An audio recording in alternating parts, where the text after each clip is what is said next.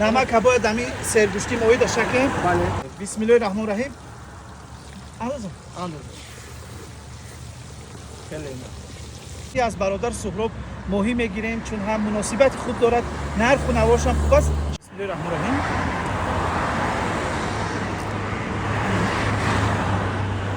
اگر کنال چینون داره پاکستان کنه. خیلی بامزه، اما جوش سوختن وصله. کیفیت دیگرش همین قربایی است که در نورک ایران نامش جلبک میگن. حیران شدم، اما ایران ما قربایی میگیم. در منطقه شما چی نام داره نمیدونم. بعد این ماهی چای قربایی ماهی تیار شد. ماهی که خودم انداخته بودم. بسم الله الرحمن الرحیم. این رکه نمیدونم چه خیلی میقطن. با فکرم باید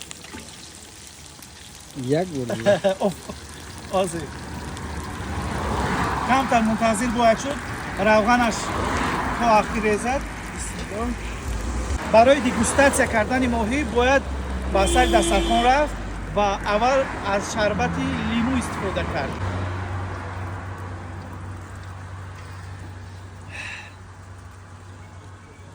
باش چطور